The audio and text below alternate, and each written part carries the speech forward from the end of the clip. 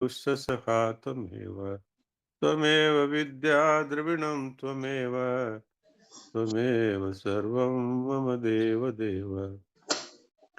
नारायणं नमस्कृत्य नरं चैव नरोत्तमं देवीं सरस्वतीं व्यासं ततो जयमुदीरयेत्। आज हम गीता जी के 13वें अध्याय का सार अभी श्री पंचरत्न गीता में से पढ़ेंगे।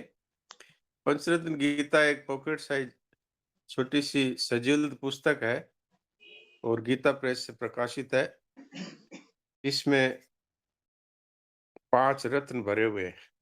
इसका कोड नंबर है 1628 और इसको ऑनलाइन अथवा गीता प्रेस की दुकान या बुक स्टॉल से ले सकते हैं। किसी को असुविधा हो तो सुरेश जी से संपर्क कर ले तो उनके लिए सहायता हो सकती है।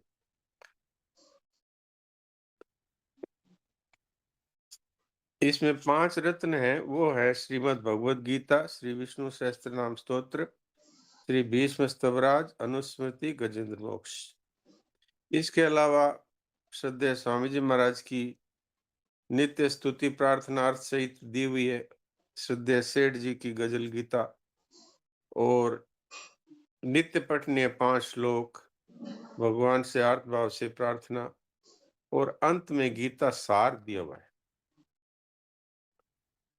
13वें अध्याय का नाम है क्षेत्र क्षेत्रज्ञ विभाग योग और इसका सार है संसार में एक परमात्मा तत्व ही जानने योग्य है, उसको जानने पर अमरता की प्राप्ति हो जाती है।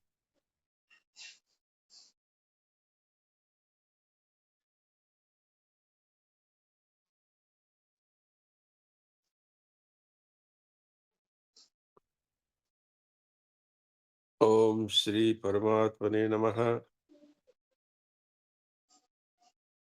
अच्छा, अभी हम 13वें अध्याय का महात्म्य पढ़ते हैं। श्री महादेव जी कहते हैं, पार्वती अब 13वें अध्याय की अगाध महिमा का वर्णन सुनो। उसको सुनने से तुम बहुत प्रसन्न होगी। दक्षिण दिशा में तुंगभद्रा नाम की एक बहुत बड़ी नदी है। उसके किनारे हरिहरपुर नामक रमणीय नगर बसा हुआ है। वह हरिहर नाम से मैं स्वयं ही विराजमान रहता हूँ, जिनके दर्शन मात्र से परम कल्याण की प्राप्ति होती है। हरिहरपुर में हरि दीक्षित नामक एक क्षत्रिय ब्राह्मण रहते थे। स्वाध्याय में संलग्न तथा वेदों के पारगामी विद्वान थे।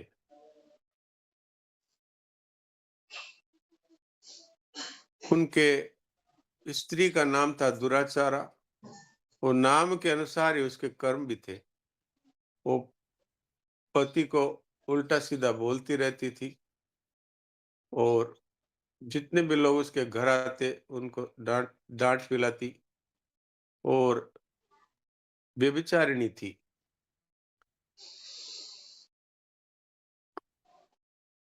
एक बार वो निर्जन वन में किसी व्यक्ति का इंतजार कर रही थी, तो वो व्यक्ति तो नहीं आया, लेकिन एक बाघ आकर के और उसके सामने खड़ा हो गया। वो उसको खाने वाला ही था, तो वो कठोर वाणी में चिल्लाती हुई पूछ बैठी, अरे बाघ, तू किस लिए मुझे मारने आया है?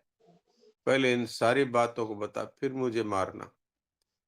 ये बात सुनकर बाघ क्षण भर के लिए उसे अपना ग्रास बनाने से रुक गया और हंसता हुआ सा बोला, दक्षिण देश में मलापहा नामक एक नदी है, उसके तट पर मुनि पर्णा नगरी बसी हुई है। वहां पंचलिंग नाम से प्रसिद्ध साक्षात भगवान शंकर निवास करते हैं। उसी नगरी में मैं ब्राह्मण कुमार होकर रहता था। नदी के किनारे अकेला बैठा रहता और जो यज्ञ के अधिकारी नहीं है उनसे भी यज्ञ कराकर उनसे उनका अन्न खाया करता। इतना ही नहीं, धन के लोभ से मैं अपने वेद पाठ के फल को भी बेचा करता था। मेरा लोभ यहाँ तक बढ़ गया था कि अन्य भिक्षुओं को गालियाँ देकर हटा देता और स्वयं दूसरों को नहीं देने योग्य धन भी बिना दिए ही हमेशा ले लेता। ऋण लेने के बहाने सब लोगों को छला करता। एक बार मैं कुछ धूर्त ब्राह्मणों के घर पर मांगने खाने के लिए गया। उसी समय मेरे पैर में कुत्ते ने काट लिया। मैं मूर्छित होकर पृथ्वी पर गिरा और मेरे प्राण चले गए। इसके बाद मैं इसी बाघ योनि में उत्पन्न हुआ। तब से इस दुर्गम वन में रहता हूँ तथा अपने पूर्व पापों को याद करके कभी महात्मा, यति, साधु पुरुष तथा सती स्त्रियों को नहीं खाता। पापी, दुराचारी तथा कुलटा स्त्रियों को ही मैं अपना भक्ष बनाता हूँ। अतः कुलटा होने के कारण तू अवश्य ही मेरा ग्रास बनेगी। यूं कहकर वह अपने कठोर नखों से उसके शरीर के टुकड़े टुकड़े करके खा गया। इसके बाद वो यमलोक गई। वहां पर करोड़ों कल्पों तक भयानक कुंडों में दुख पाती रही। फिर 100 मनवंतरों तक रौरव नरक में रही।